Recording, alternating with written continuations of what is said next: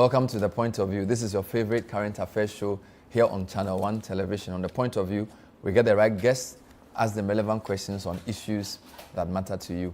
We have a special show for you tonight. So, Lord Paul Boateng is a member of the British House of Lords and a board member of the Africa Center for Economic Transformation. But he's done many, many things. He was the, you can say, Minister of Finance for the UK, chairman or senior secretary to the Treasury in the UK when he was member of Parliament for many years. And he's also done some work on the Africa Commission set up by Tony Blair and the rest of them. We caught up with him in Accra to reflect on leadership and economic transformation in Africa.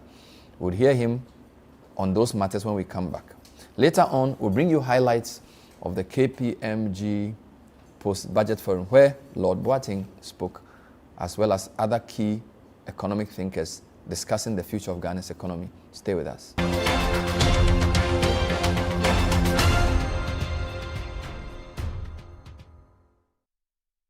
Papa no no, papa no no, papa no no, papa no no, no, papa no no, Ankasa. Polytech is everywhere, durable and authentic.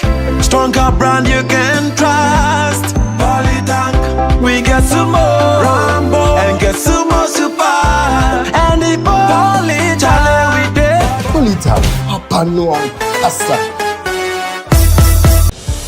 Distinguished ladies and gentlemen, please welcome the winner, President and Chair of the Board of the Trade Finance Bank of Africa, Afri-Exim Bank, Professor Benedict O. Rama. In navigating financial challenges in our region for sustainable development, when we look at challenges, we also know that challenge is one side of a coin. You have challenges, we also have opportunities. And that is why Afri-Exim Bank has grown the fastest in times of crisis. I also thank organizers for considering me worthy of this prestigious award, which I will cherish all through my life. The Africa Prosperity Champions Awards APCA and Presidential Gala Dinner unites visionaries from heads of state, business leaders, social change makers to innovators to celebrate African excellence in order to encourage a new generation of leaders. More than an awards ceremony, this event declares that Africa's narrative is one of triumph and prosperity. We celebrate a new story where African solutions guide us forward. Each honor exemplifies the vast potential of our continent. The fourth edition of the Africa Prosperity Champions Awards and Presidential Gala Dinner takes place on February 6, 2026 at the Kempinski Gold Coast Hotel in Accra, Ghana. To attend, you may contact +233 536 098325 or send an email to protocol@africaprosperity.network. You may also visit africaprosperitynetwork.com for your tickets now. No matter where we wander, Africa always calls us home.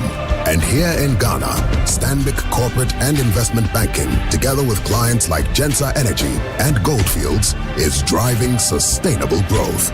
The transition from fossil fuel to cleaner energy is quite imperative for the growth of a continent that we call home. We want to contribute to delivering affordable gas for industrialization in Africa. Stanbic is a bank that is focused on impacting lives, and Gensa has the same vision and mission. Having a reliable source of power has helped our business and our operations in a significant way. At Stanbic Bank, we bring businesses together, empower communities, and invest in the next generation. Stanbic Corporate and Investment Banking, driving growth, creating impact.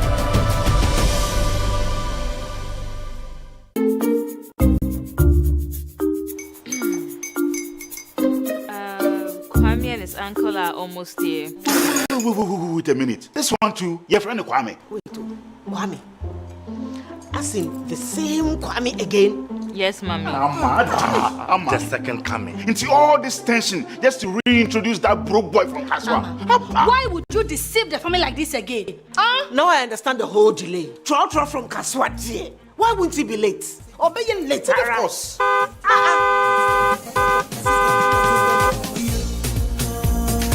Your life. hash, star 712 hash. Yeah, you go be the luckiest.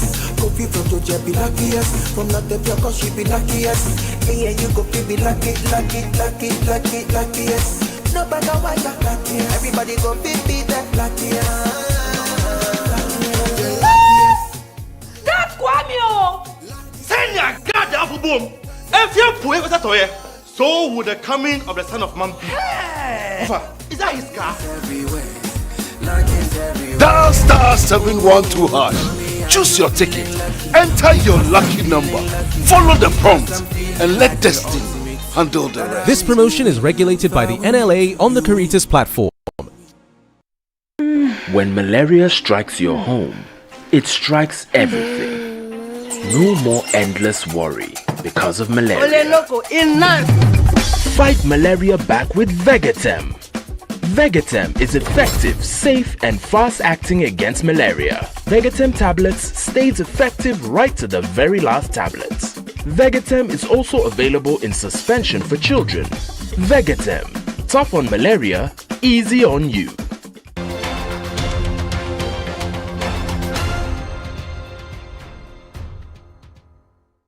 Our first guest is a man many people in Ghana love to love. Lord Paul Boateng is a man of many firsts, of both, of course, Ghanaian and British in this Scottish heritage. He has come back to Ghana to help in many ways. He's visited Ghana many times, and he's in Ghana currently because the Africa Center of Economic Transformation is holding its board meeting with some global thinkers on how to position the continent for economic transformation. A couple of days ago, he was at the KPMG post-budget dialogue to pass a few comments, give us lots of things to think about. So I've asked him for a fuller conversation, and he's graciously agreed. Lord Boateng, thank you so much for talking to us. Bernard, it's great to be here. My God. The first question, why are you here? You know, I'm here because first and foremost, I am an activist and an advocate for Africa and for the continent. Ghana is obviously close to my heart. It is part and parcel of my ancestry. I was brought up here. I went to school here. A cracker. Bleo. So for me, I never need an excuse to come to Ghana. But on this particular occasion, I'm here to attend a board meeting of the Africa Center for Economic Transformation. And we're in the business about being there with Africa on our journey, there for African governments, African business, African civil society, and saying to them and to the world, we really have to meet the challenges of the time in which we live. We have to meet them always guided by that dictum, that saying of Dr. Avle, Avle of Africa. Only the best is good enough for Africa. Only the best. The best in terms of practice, of policy, but above all at this time, of delivery. We've got to deliver a strategy that is about transforming Africa, creating jobs, creating wealth and opportunity for all the people of our continent. In 70 years ago, the question for Africa was the question of political independence. Would you say that economic transformation is the question for Africa or something else?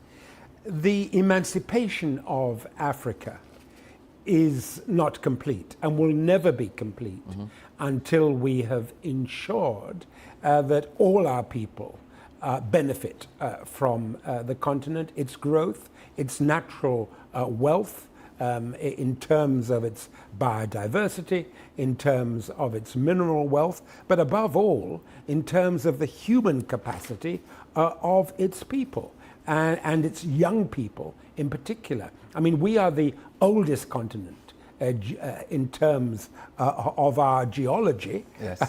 We are the cradle Yes. of civilization, of mankind, but we are the youngest continent in terms of our demography. Yes. And that means making sure that young people realize their potential. Look, we need, and the figures are there, they speak for themselves. We need to create between 12 and 15 million jobs every year to meet the need for a decent employment for Africa's youth. But the reality is that on the present trajectory, on the present record, we only create 3 million. Now, that simply isn't good enough in terms of realizing the potential of our young people and our continent. We have to do better in terms of job creation and the creation of opportunity for young people. And we have to free up the natural talents, the enthusiasm, the skills, the creativity of Africa's youth. Does the current global context make it much more difficult? I'm talking about, they call it G20-1, right? The United States and their policies around looking inward first, issues around trade. In a sense, some of the work you've done in the past has tried to use Western economic power to help Africa with the likes of Gordon Brown and the rest of them. If you look at where global geopolitics is today, does the challenge you've identified for Africa become much more tougher? Look, there's some real challenges out there. There's no doubt that the trade wars that currently afflict our world potentially and actually have a downside for Africa. You know, there's a saying, when two great beasts fight, it is the grass that gets trampled. And there is a real sense that with global contestation between the emerging powers of China and the East and the United States, the EU, Britain, with that contestation ever more impactful in terms of the world, the governance of the multilateral institutions, the UN, the World Trade Organization, the IMF, the World Bank. These are not institutions when East and West are on a collision course that are likely to deliver for Africa. So we really have to understand as a continent that our future, the future of the continent, does not lie in Washington or in Beijing or in Moscow, in London or Paris. The future of the continent lies in the decisions that Africans make for Africa. We can no longer rely on external overseas development aid in order to deliver on the needs and aspirations of our people. We have to look to the continent's own resources, mobilizing, utilizing them better, more effectively, improving our capacity to deliver to our people. We have to do what Kwame Nkrumah, what Julius Nyerere, what Sabaka Tafawa Balewa, Zeke, Ufo Ebwanye and the rest of them, Leopold Senghor. What did our forefathers and our foremothers in the independence movement call on us to do? They called on us to put Africa and the integration of Africa's trade and economy at the heart of our development. Instead, we have all too often looked externally for our salvation. Well, we've got to stop doing that. And that means policies that are rooted in the experience and culture of Africa and its people, but policies that don't just sit on shelves and don't just exist on paper or on the internet, but that are actually delivered. It's all about implementation. Africa's not short of policy. What we're short of is of implementation. And, you know, it's only Africa and African institutions, its business, its civil society, its governments that can deliver on that. When I listen to some African leaders, for example, a few weeks ago at the UN in New York, President Mahama spoke about the need to reimagine the UN, 80 years. A lot of developing countries feel multilateralism has failed them. You're also calling for an African type of solution. Do you think Africans believe they have the model? Because don't forget, economically, 1945 was a seminal year. Bretton Woods formed, UN. A lot of the economics we've been taught and how we've imagined the world has been based on neoliberal ideas. Now it's 80 years, we realize it's failed. Does the African intellectual, does the African political leader have a third way? Do they have a way that is authentic to their needs? Or they will still have to depend on those policies of 80 years that have frankly failed us? We have to free our minds. You know, when I was a boy at school, at Accra Academy, and a GIS before, when we wanted to challenge our thinking, and when we identified in one another or in our teachers an unwillingness to embrace what Kwame Nkrumah called the African personality, we would say, oh, you are Kolo. You are Kolo, meaning your mentality is colonial. And, you know, there's still an element of that. Yeah.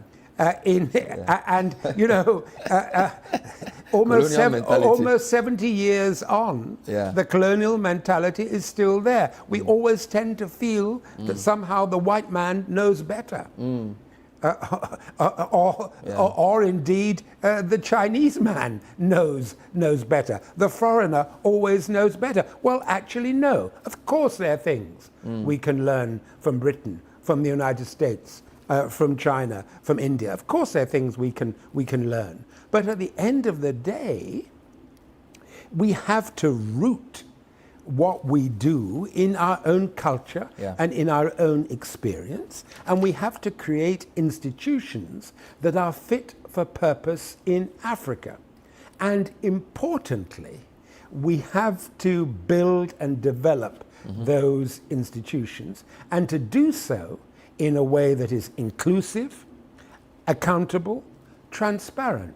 And does that mean addressing issues of corruption? Yes, it does. Does it mean zero tolerance of corruption? Yes, it does. Does it mean a willingness to call out bad practice and bad policy? Yes, it does. Does it mean opening up our minds and our institutions to a range of people and a range of sometimes contesting ideas, and taking from that the best? That's what Agre meant when he said only the best is good enough for Africa, and that's what we have to do. And one of the first things we have to challenge is this belief that somehow others outside the continent always know better than us. We have to challenge that, but we also have to challenge a tendency to decline to involve young people in decision making. Okay. Because it seems to me that we have to put the challenge of the economic challenge that is presented by a growing youth population, we have to see that as an opportunity. And that means fitting young people through our education system, through our training and skills policy, fitting them for the world of work, encouraging and enabling young people's sense of entrepreneurialism, their ability to grasp the new technology. Look, if you look at the world of apps, if you look at AI, the reality is that young people in Africa are doing some incredible work, creating apps that are relevant to them, utilizing artificial intelligence in a way that delivers to them. And we have to make sure that we that we are part of the technological changes that are occurring in our world. And young people are best placed to do that. And we, the older generation, have to free them up to do so. We're speaking to Lord Paul Boateng, who is in Ghana to be part of a very important board meeting for ASSET. And of course, his father was a minister under the Nkrumah government, studied partly in Ghana and of course trained in the UK, rose to the very high office of a member of parliament in the United Kingdom, was the secretary to the Treasury at some point in the United Kingdom. Let's talk finance. 2 points on finance. 17% of African finance ministers or African ministers of finance spend 17% of their revenues on debt service. So there's a big conversation about the type of debt they incur and whether there's need for some sort of reprieve to unlock money for social spending. That's point number one that I want your comment. Number two, where will the long-term finance come from for transformation? We have AFDB, we have AfriExim. They don't seem deep enough. For example, we've been talking about the Grand Inga and powering our development for years. We still haven't found the domestic resources as a continent to unlock that. So talk to me a bit about whether there's need for the extent to which you can push the idea of debt treatment, and then how do we raise the type of financing we need to really unlock energy, green finance, and that type of thing? Look, I was Chief Secretary to the Treasury in the UK, the Cabinet Minister responsible for public spending at the time in which we negotiated Nigeria's debt relief package.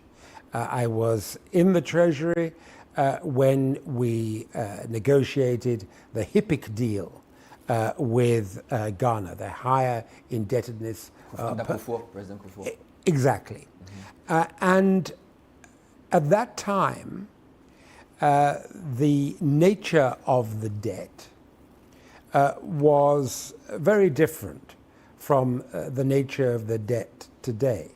We were dealing at that time largely with sovereign debt. Now we're dealing with debts where there is exposure to the private sector, where there's a much greater mix of debt. And we're not, and commercial. And we're not going to be able to handle it in the same way. But we're going to have to find, and the international multilateral organizations are going to have to be part of that conversation. We're going to have to find a way through that. But you know, what we can't do is to have a situation in which we aren't actually mobilizing resources successfully domestically. We have to ensure that our own tax systems in Africa are transparent and are effective and raise a revenue, both locally and nationally, and that we invest in the capacity to do that, which will require an element of digitalization, which will require us to understand the role of blockchain technology and the new developments in technology in making our tax collection more effective. And people will have to recognize that it's a civic duty to pay tax. But people will also want to know that their tax revenues are being used effectively and are not being siphoned off for the private wealth of a political elite. So what that means is that we're going to have to deal with corruption and inefficiency. What that means also is that we're going to have to invest in human capacity and in infrastructure, and that we're going to have to seek to mobilize both public and private resources, which is why private-public partnerships undoubtedly have a role to play. But you know, let's just take the issue of the extractive industries. Can we honestly say that Africa has benefited from oil, from gold, from diamonds, from rare earth minerals in the way that they should. No, we can't say that. Why is Obuasi in the state that it's in and Johannesburg in the state that it's in? In Johannesburg, you see the benefits. True, there is still real inequality, but you see in terms of the infrastructure, the benefits of mineral extraction. You don't see the same in Obuasi. We are faced with an environmental disaster from artisanal mineral extraction in Ghana. So we've got to make sure that that Africa gets the benefits from oil, from rare metals, and from its mineral wealth. And that means organizing that better. It means combating corruption.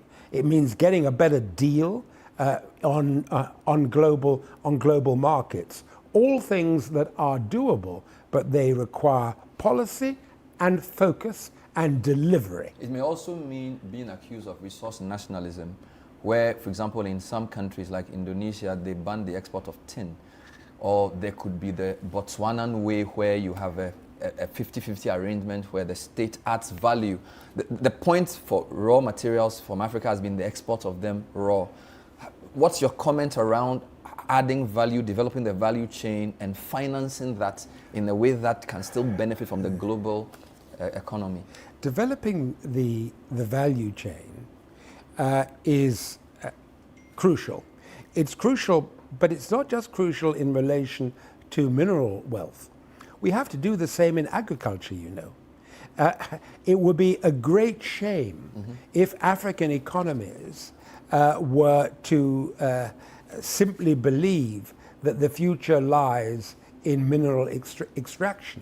There's been no country, the US, the UK, Europe, Korea, Vietnam, China, Japan. There's been no country that has achieved development without an agricultural, a green revolution too. And the reality is that we have paid as a matter of, I'm the beneficiary of a Cocoa Marketing Board scholarship. My paternal grandfather was a cocoa farmer in Achimtafo. At the time he was farming cocoa in Achimtafo, there was a direct rail link between Tafo and Takoradi. Where is that now? Well, you know, how are we supporting farmers? And supporting farmers not just simply in terms of building their capacity, in terms of seed, in terms of nutrients, but how are we developing the supply chain? How are we linking them to global and continental markets? And that requires intervention. Intervention, yes, from the Africa Development Bank. It requires a banking sector that is open to regulatory intervention to de-risk investment in support for agriculture and agricultural processing. And all of those things require young people to change their mindset in relation to agriculture. Look, when I was at school, as today, young people were not keen to go to farm. The fact of the matter is that we are not making the most of our agriculture because the generation of farmers is aging. We need young people to get back into agriculture, but also to see agriculture as a form of agri-entrepreneurship. So agricultural processing becomes something that is seen as a career opportunity. You know, in Kenya, they have something called coffee cadets. So this is young people who see the advantage to them in terms of livelihoods, not just simply of growing coffee, but actually of being baristas, of opening up coffee shops, of actually processing coffee. Let me give you an example, and it's happening in Ghana already. Young people are doing this. I had a drink the other day made in Ghana, made in Kumasi, comprised of mushrooms and ginger. Wow. Grown and processed in Ghana. An incredibly nutritious, organic drink. Now, we should be saluting the young entrepreneurs who developed that particular drink.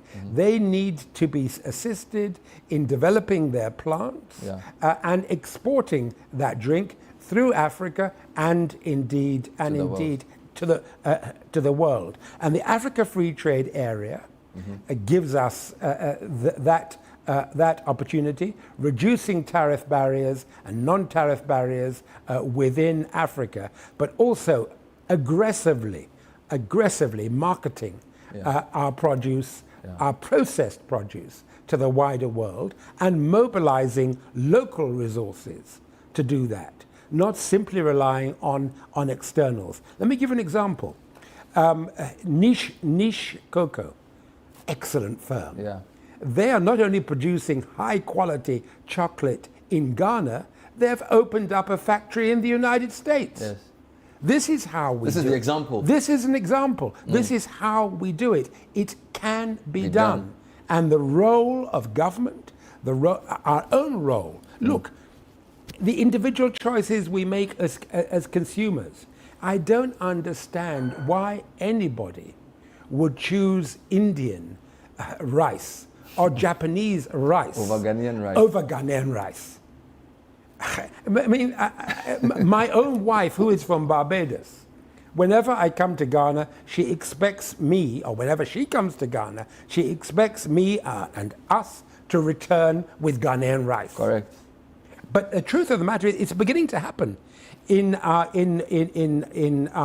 local shop in the UK. You can buy shito. Ghanaian-made shito. You can buy it in the UK, in the local shop. That's progress. Now, that is, and this is in one particular area where we spend some time in the countryside. This is not in London. Okay.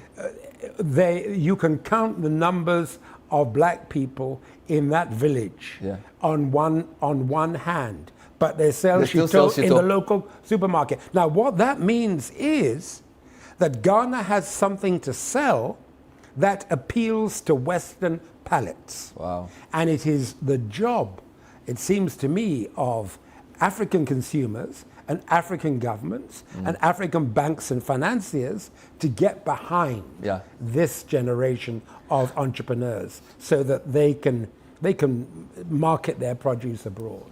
Do you still frequent Ghana? I ask this because I know your father worked with Kwame Nkrumah.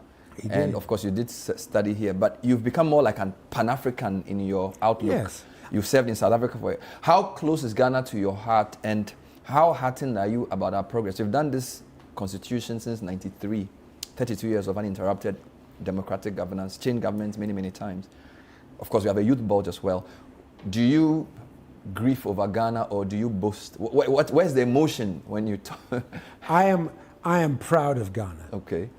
I am proud of our democratic dispensation. I am proud of the fact that Ghanaians are able to change their government peaceably.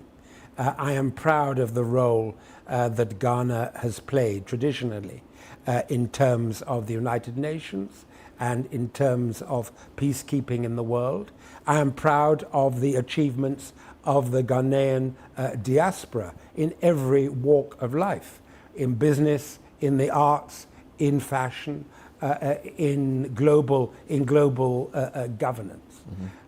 Look, in my lifetime, there have been two Ghanaian cabinet ministers in the UK. I was the first of them, and there was another one. And there will be more. There's a whole raft of Ghanaian men and women in Parliament as we speak. Men and women of Ghanaian origin. So, we should be proud of what we have achieved in Ghana and globally.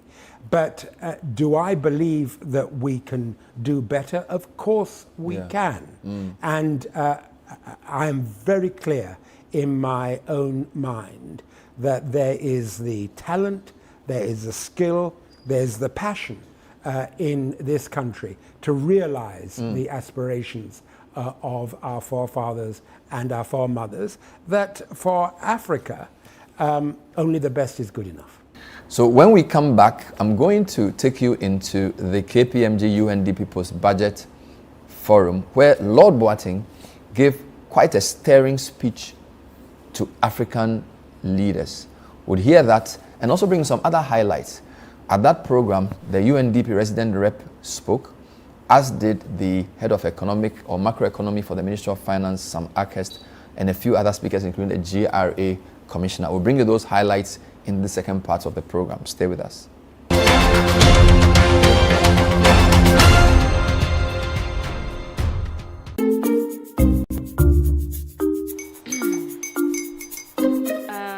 Kwame and his uncle are almost here.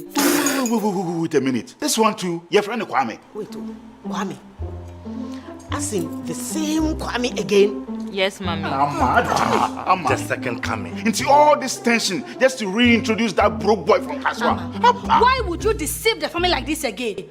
Now I understand the whole delay. Troll from Kaswa. Why wouldn't he be late? Or be late? Of course.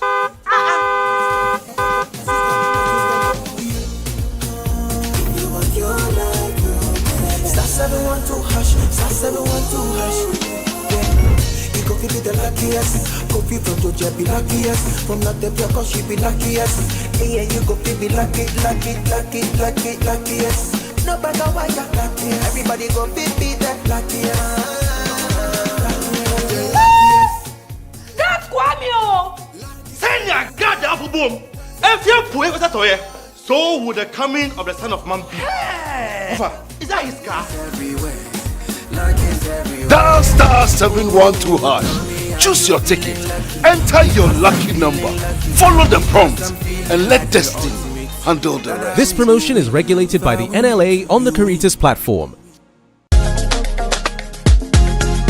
Attention all State Housing Company Limited homeowners, landowners and clients. From November 3rd to December 31st, 2025, the State Housing Company Limited is giving you a 15% discount on all outstanding payments. Oh yes, pay less on your ground rent, land regularization, lease renewals, consents to develop or assign and service charges, and secure your ownership today. Visit any SHC office nationwide to make your payment in full to benefit from the 15% discount. You can locate the State Housing Company Limited at Ring Road West, adjacent STC Yard and Accra Digital Center. For more information, visit our website www.statehousing.gov.gh or call 0302-221-422 or 0552-725-656 or 0503-083-393. Remember, this offer ends December 31st, 2025. Don't wait, pay less today.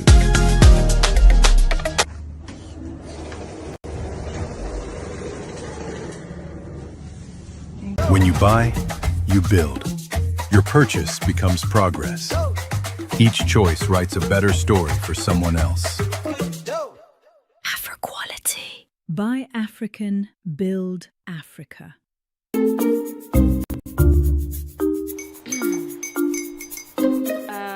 Kwame and his uncle are almost here. Wait a minute. This one too, your friend Kwame. Wait, Kwame. As in the same Kwame again? Yes, Mommy. The second coming. Into all this tension just to reintroduce that broke boy from Kaswa. Why would you deceive the family like this again? Now I understand the whole delay. Troll from Kaswa. Why wouldn't he be late? Or be late? Of course.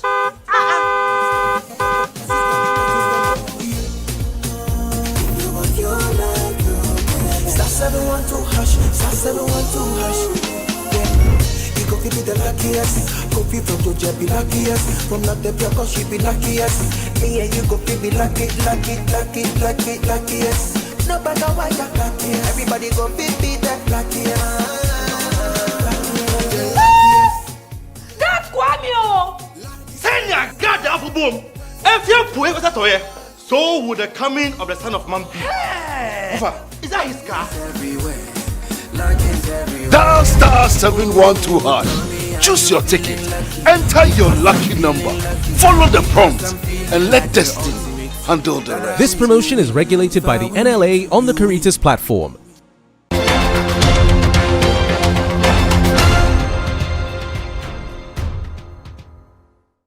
You know, in our Akan tradition, they don't ask you by way of introduction your title. They don't ask you your occupation, your former occupations. Lord Boateng, former Chief Secretary to the Treasury, High Commissioner to South Africa, all those things. They don't ask you any of those things. They don't even ask you who your mum and dad are. They simply ask you one question. You know what it is? Why are you here? And if you think about it by way of introduction, that's the best possible question to ask. And I'm here simply because I am attending a meeting of the Africa Center for Economic Transformation, founded by K.Y. Amoko, who many of you will remember from the UN Economic Commission for Africa, one of Ghana's foremost economists, and a great think tank doing great work on the continent. And I'm here also as a senior independent non-executive director of the Ghana International Bank, which is the oldest Pan-African bank in the City of London. I'm having a meeting in half an hour with their staff here in Accra. So that's why I'm here, but I am privileged to be with you at KPMG by their invitation from an old friend, Imos Ansa, who I've known since he was, 16, 17. My wife and I are great supporters of him and his family, and he told me you were meeting and asked me to come, so I said I'll be delighted to do so. And while I'm here, just to make a few remarks, not in any way to comment on the budget you have just had in Ghana, and certainly not to comment on the budget we are going to have in a few days' time in the United Kingdom. I have learnt as a former Chief Secretary to the Treasury that it's best not to comment on the activities of the finance ministers who have followed you. So I won't be saying anything about that. But I do want to make one or two remarks about the challenges that we face globally today in terms of the global economy. These are challenging times, in many ways unprecedented times. The tectonic plates of the international financial system, of the international trading system, are changing. Things are not going to be the same again. And we delude ourselves if we believe that there is going to be any return to what was. There's no going back. The world is going to continue to be an uncertain place, a dangerous place in many ways, but also and importantly, at a time in which there is policy uncertainty globally, that there's no doubt about that, at a time in which there is increased trade tension, no doubt about that either, and real risks, not least from persistent inflation and subdued foreign direct investment. Those two risks are here and have to be managed. But they are also, and importantly, in my view, real opportunities. The threats that I have outlined to developing economies are real, but they are also opportunities for developing economies. And for Africa, the most important opportunity is to wean ourselves off this debilitating dependency on overseas aid. We really have got to do that. I am old enough, and by the look of it, one of the oldest people in this room. You are celebrating the 60th anniversary of the CD. I remember going with my father to the launch of the CD.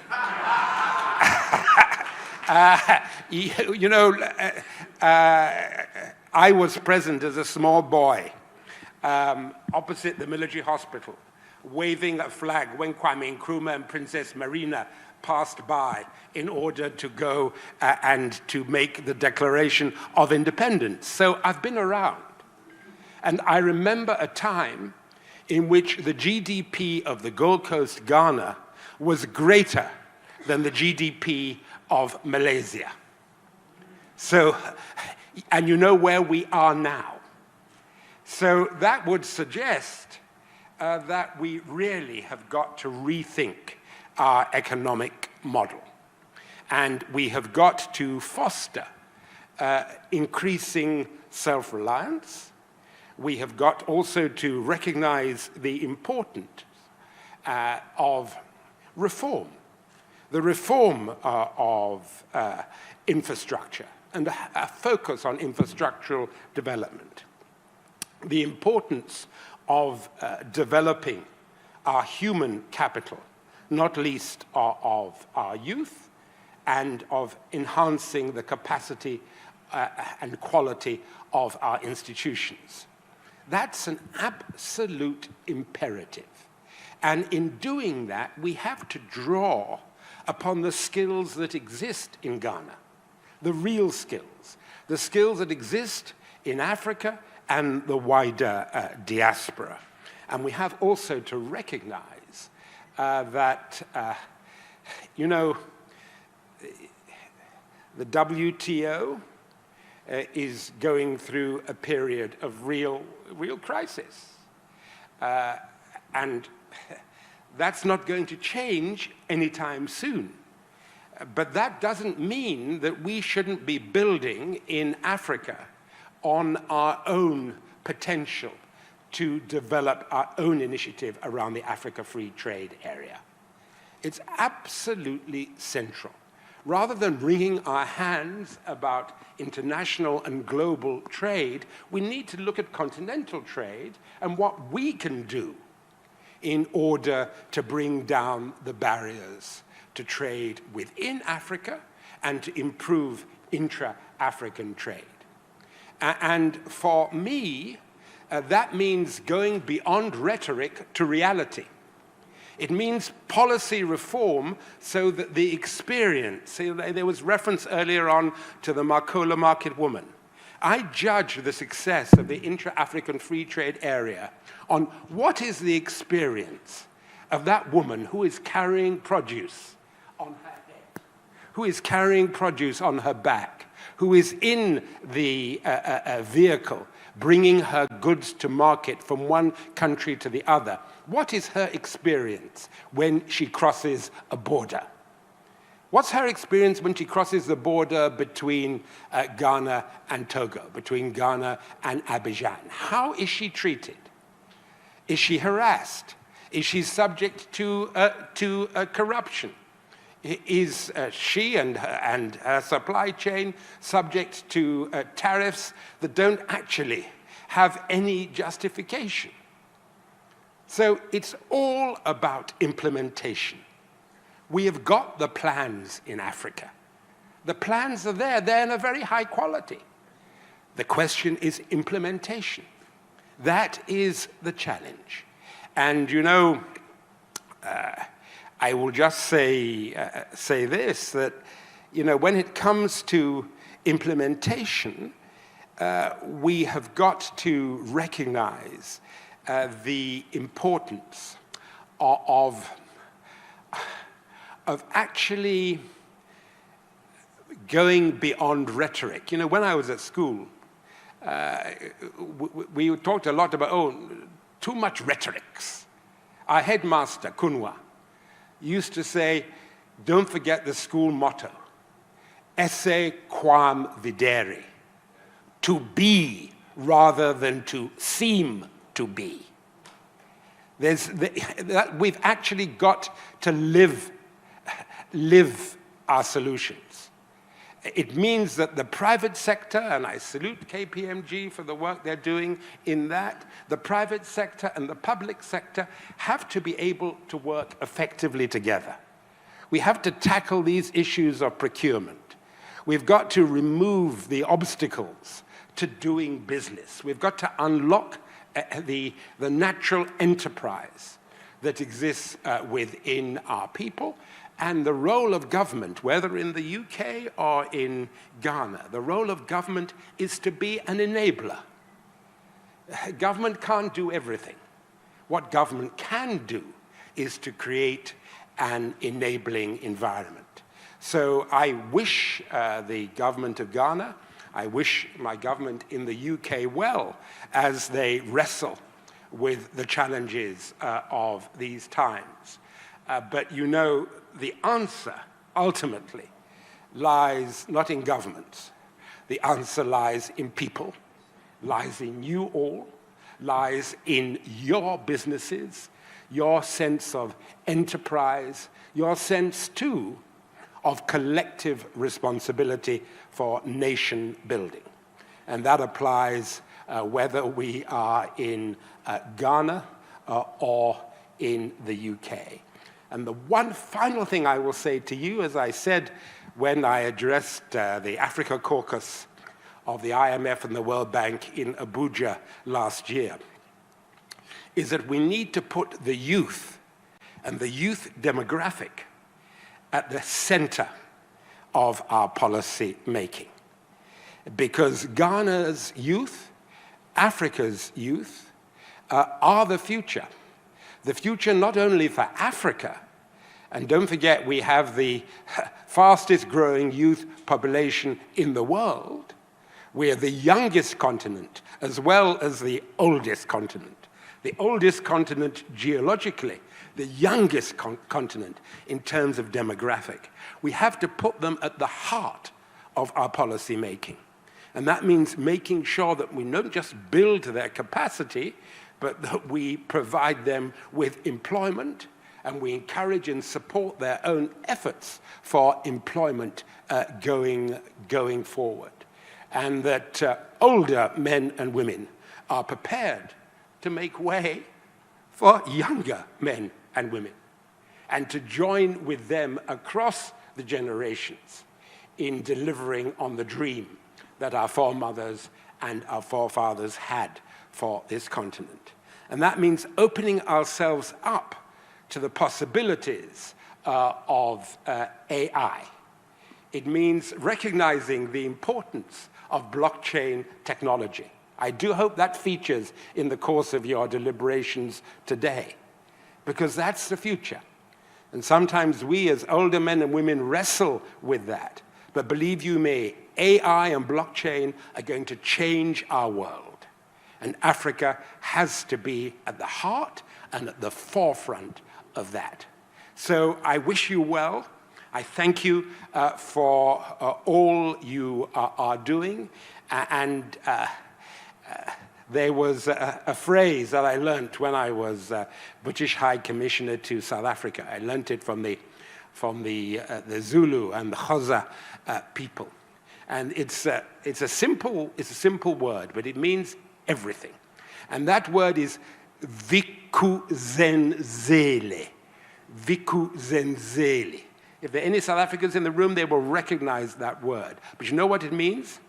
It means this: get up, get out there, and just do it. Get up, get out there, and just do it. Vikuzenzele. Thank you very much. Here I see our friends from KPMG, Andy and others. I see 24-hour economy-ish. Look up from your cell phone, please. Ghana Revenue Authority just stepped out, but all old partners, and great to be in this space collaborating with you. And looking at what is close to the heart of UNDP, the survey throws up really, for us, 2 points very, very urgently. One is the cost of capital in the country. Ghana's unemployment rate still remains pretty high. And if you look at the age group of 15 to 24, it's extremely high. It's well in the 30s, 35% or so unemployed. Which means, colleagues, there will not be enough jobs, as informal jobs, for many people who are just coming of age now. So developing enterprise, getting small and medium enterprises going, making people job creators rather than job seekers is going to be prime. It's going to be Africa's challenge of this century, but it's certainly going to be a challenge in Ghana.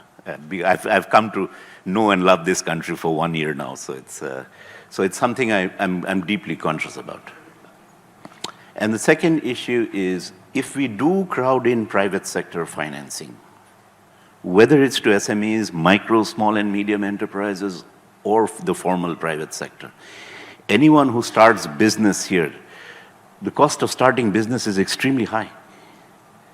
The cheapest SME loan is 17% rate of interest. So, colleagues, if we can really get the budget, which is our principal policy instrument, to work for making the cost of doing business lower. Otherwise, we will not have enough jobs for our young people. And that's absolutely critical to UNDP.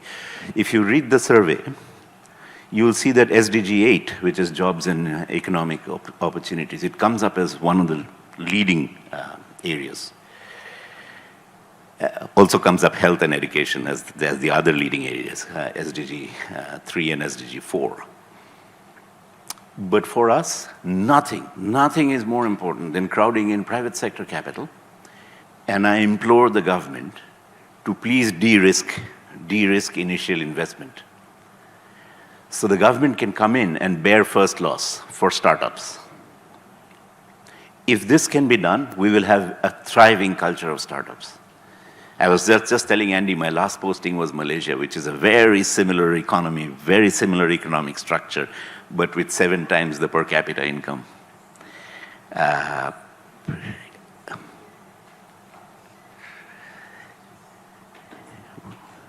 That's my seat. Just kidding. I have been unseated before. Oh, no. I have been unseated before. So colleagues, I won't take much more of your time. It's just I have 5 minutes to speak, and we in India love to speak on and on. So just to say that let's try and de-risk capital. Let's make the cost of doing business lower. And thank you for supporting the SDGs, and a huge thank you to KPMG for being our fellow traveler on this. Thank you. So you notice that the budget is anchored on the theme resetting for growth, jobs, and economic transformation. And this is actually a lever of His Excellency, the President vision of overall resetting the nation. And therefore, within this context, you will notice that the budget outlines a number of measures that will influence revenue mobilization, that will drive investment in various infrastructure, that will propel growth, lead to job creation, and also there are certain key areas that are also covering social protection. Those are very, very fundamental key pillars that you see in the budget. And because the minister's rep has already spoken about some of these areas, and being a taxman, let me first focus on some of the key areas relating to taxation. And then towards the end, I'll bring all the other elements together. So first, in terms of the area of revenue mobilization, and Honorable Boateng just mentioned that it is about time we just do it and we in ourselves mobilize from within. So domestic revenue mobilization if we are going to get out there and do all the nice initiatives that have been cataloged in the budget, it's going to anchor on making sure that we drive growth and improvement in our domestic revenue mobilization. And that anchors the very transformation that we are looking for. Without the revenue, we will not be able to build our schools, we will not be able to build hospitals, and will not be able to provide all the essential social services. And that's where, from where I stand, I come in within the bigger umbrella of revenue mobilization. GRA's mandate is actually the tax component, which is also actually a significant component of domestic revenue mobilization.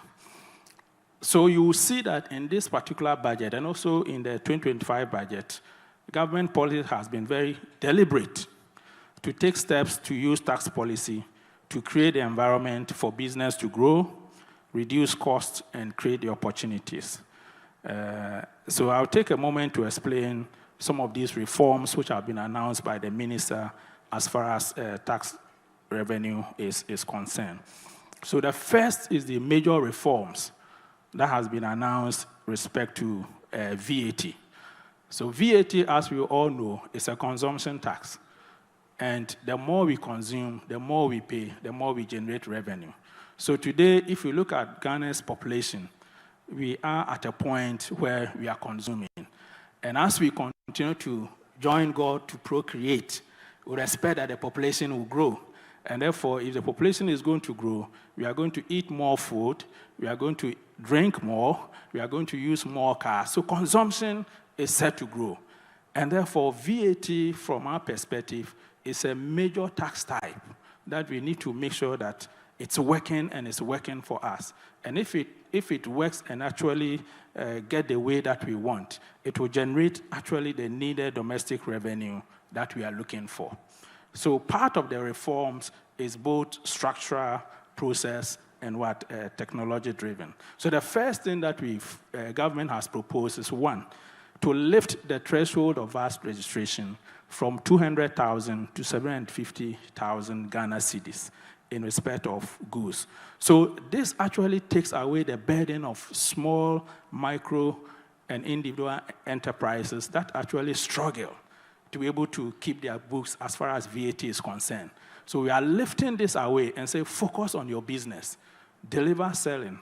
When you go above the threshold, we'll come and collect our taxes. But until you get there, just focus on your business and do. So this is a big relief. We believe that is going to support our micro enterprises to be able to focus on their businesses and do what they do best. So you have these businesses employing 5, 10, 15 people. This is about ensuring that they are focusing to grow. They are focusing on job creation. The second one is the elimination of the cascading effect. So today, the VAT that we have, you will notice that we have the levies, which is 1% COVID levy. You have the 2.5% GET fund. You have 2.5% National Health Insurance levy. Now, before you charge the VAT of 15%, you apply or you charge the VAT of 50% on these levies. So which means that you are paying tax on levies that you are paying to government. The implication is that it is a cost to business. But the worst of it was that the 6%, which was the COVID levy and the GET fund and NHIS, were not deductible.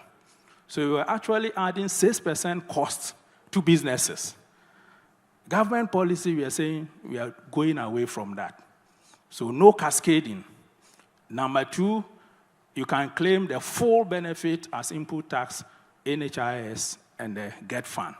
And the next one is COVID is gone forever.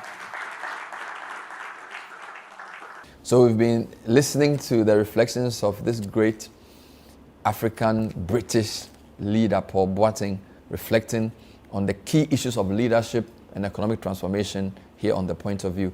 We also brought you some highlights of the KPMG UNDP Post-Budget Forum held in Accra on Monday. My name is Bernard Avle.